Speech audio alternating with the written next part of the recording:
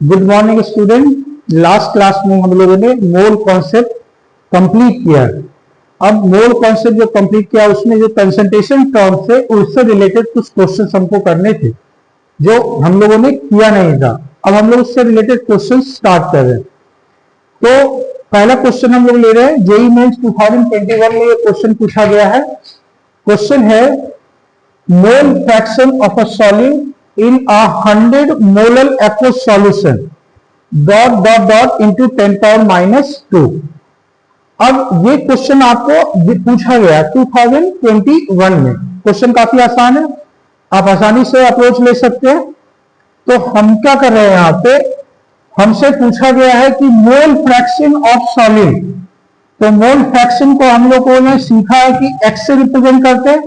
Solute के बारे में पूछा जा रहा है तो हम लिख देते हैं mole fraction of solute. Solute का मोल फ्रैक्शन निकालना है सॉल्यूशन में। तो आप जो मोल फ्रैक्शन ऑफ सॉल्यूट लिखेंगे वो क्या हो जाएगा, mole of solute divided by solution में दो कंपोनेंट रहते हैं। जनरली हम लोग जो बाइनरी सॉल्यूशन की बात करते हैं तो यहां पे हम लोग क्या लिख सकते हैं, मोल ऑफ सॉल्यूट और प्लस मोल ऑफ सॉल्वेंट,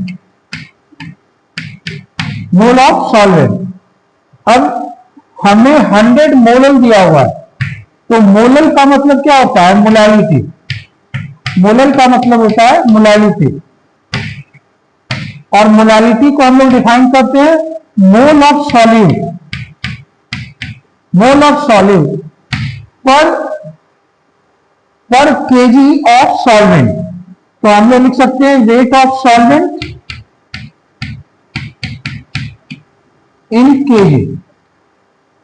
तो ये हमें क्या इंफॉर्मेशन दे रहा है, ये हमें दो इंफॉर्मेशन दे रहा है।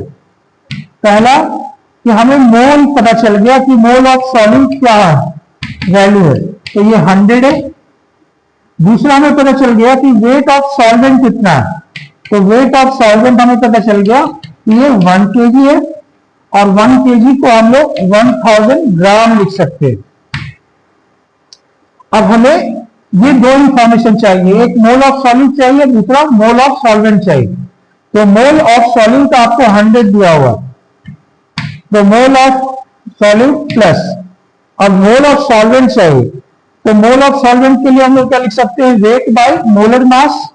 सॉल्वेंट में कुछ नहीं, सॉल्वेंट में अगर कुछ नहीं दिया हुआ है तो आप मान लीजिए कि वो वाटर में जो है सॉल्यूशन बनाया गया है, तो सॉल्वेंट हम लोग वाटर ले रहे हैं तो वाटर का मॉलिक्यूलर मास 18 होता है। तो यहाँ पे 1000 बाई कितना हो गया 18, इसको डिवाइड कर रहे हैं तो ये कितना आएगा 55.55। तो आप यहाँ पे 55.55 पुट कर सकते हैं तो ये हो जाएगा 100 डिवाइडेड बाई 155.55। ठीक है, आप इसे सॉल्व करेंगे तो ये वैल्यू आ जाएगा 0.64 के इक्वल। क्योंकि वहां पूछा गया 10 पावर माइनस 2 के टर्म में आपको आंसर, तो आप इसको लिख सकते हो 64 इंटू 10 पावर माइनस 2। तो आंसर आपको कितना हो गया 64। तो हम लोग यहाँ पे लिख सकते हैं 64। तो इस तरीके से हम लोग इसको सॉल्व कर सकते हैं। ठीक है।